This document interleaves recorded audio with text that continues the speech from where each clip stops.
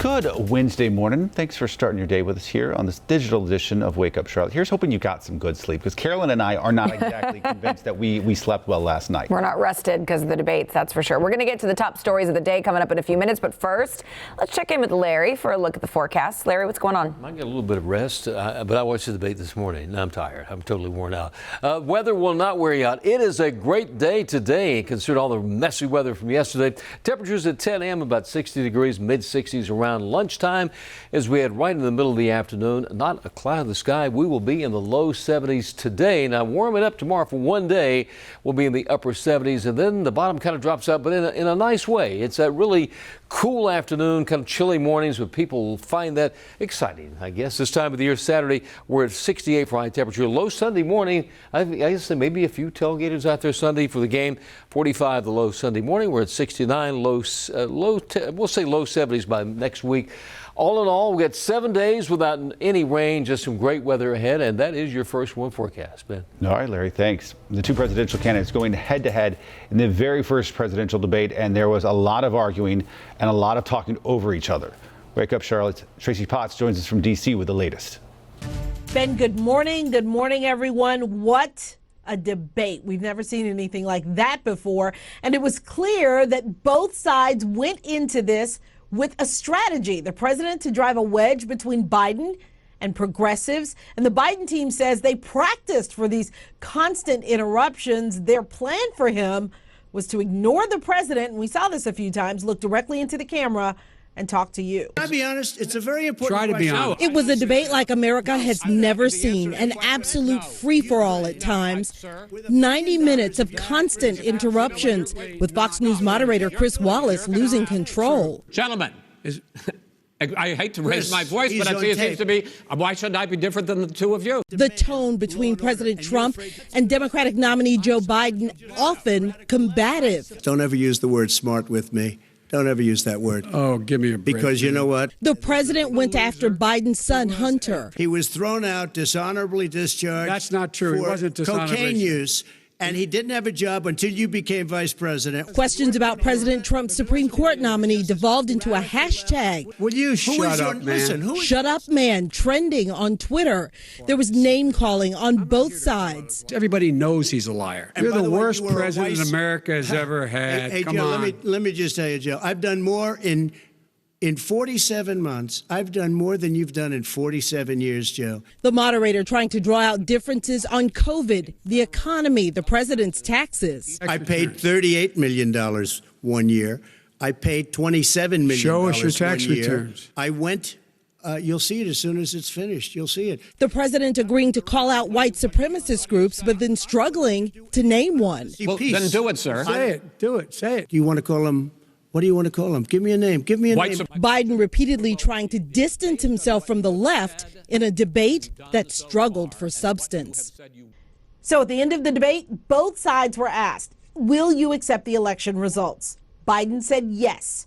The president said if he sees evidence of fake ballots or ballots being manipulated, no.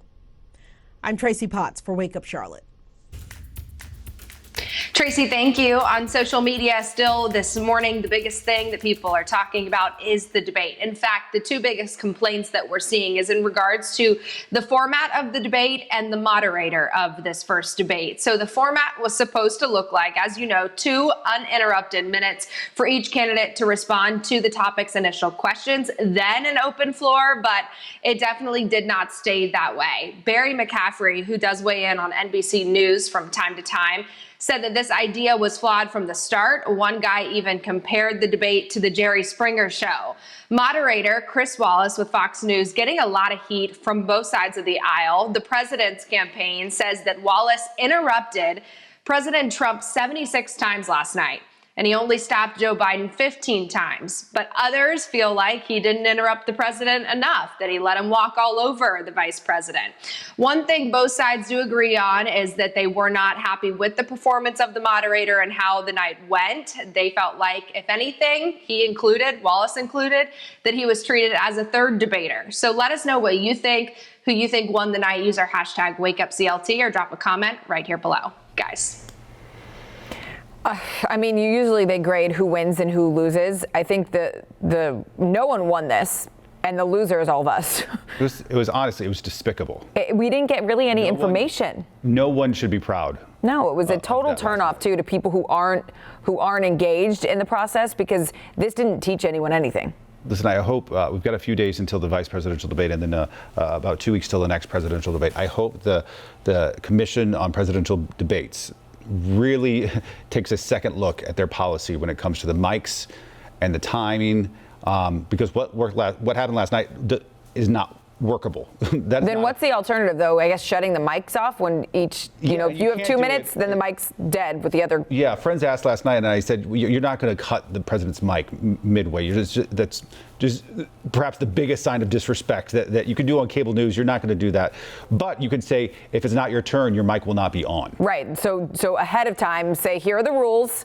When it's your 2 minutes, your mic will not be on, so whatever you say will not be heard. Yeah. Perhaps that's the way to do it. And they've already agreed upon rules, so I don't know if they can change it at this point. But something needs to change. Something needs to change. Yeah, big time. Because you're not going to hear anything. And Rachel mentioned that Chris Wallace getting a lot of heat. He is perhaps the most comfortable in situations like this, the most experienced. I don't know how the other ones are going to be doing, the moderators. The ones after this, they might be amazing and fantastic, but they are not as experienced as he is. So seasoned, yeah, that's for sure. All right. CMPD says it's changing some of its policies. The department says it's doing away with using tear gas on crowds. This is coming after CMPD launched a review after officers were accused of trapping a group of demonstrators with tear gas in June. Body cam video of the incident came out as well, and it showed what the accusations were saying, that it actually did in fact happen. CMPD also saying they're getting rid of no-knock warrants. This morning, 4 CMPD officers and 1 sergeant are walking off the job. The officers were cited for the termination by chief. The death of the man in police custody, Harold Easter, died back in January, 3 days after suffering a seizure in an interview room. Video of the incident is expected to be released to the public tomorrow. Union County is making sure its students are well equipped to work remotely. The district using school buses with Wi-Fi as hotspots. 15 buses will be parked in neighborhoods across Monroe. Up to 50 students can log on at once, but they have to be within a 40-yard radius for it to work. New data shows COVID-19 cases among children have risen dramatically in recent weeks. According to the American Academy of Pediatrics, less than 3% of COVID cases were among kids back in April. Well, now, just in the last weeks, that number's up to 12 to 16%. The NFL now dealing with a coronavirus outbreak. The Tennessee Titans reporting 8 positive cases on the team. Now, the Titans played Minnesota Vikings last, so Minnesota Vikings as well as the Titans have now closed their team facilities. Those 2 teams played in Minneapolis last weekend. It's not clear whether either team is going to play their scheduled games this Sunday. And that's it for your morning rush. More news in less time. All right, time now to connect the dots when we make the news make sense. It's not even October yet, and we're already seeing record-breaking voter turnout for this election. And the rise in number of votes cast could have a major impact on the outcome. Voter turnout could be a key factor in this year's presidential race, and we're already seeing signs where it's headed in this election. Let's connect the dots. According to data from the United States Election Project, more than 1 million people have already voted in the 2020 presidential election. At this same point in 2016, just over 9,000 people had voted. So who benefits from all these votes? Their traditional thinking is Democrats win when more people vote. But according to election experts, this year, that might not be the case. They say right now people are casting ballots at the first opportunity because of Donald Trump. Not just people opposed to the president, but also some of his most ardent supporters. But it might not just be presidential passions driving turnout. Thanks to the pandemic, many states have expanded early voting and made it easier to vote by mail. Concerns about the coronavirus and long lines on Election Day may also be a motivating factor. And that is Connecting the Dots. Now to some stories to keep you and your family safe and sound today. It turns out there is one thing you can do to get a better night's sleep: get a weighted blanket.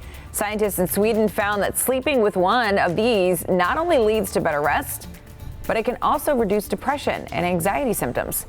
Experts say it's probably because weighted blankets mimic the feeling of being held. It's like a little cradle.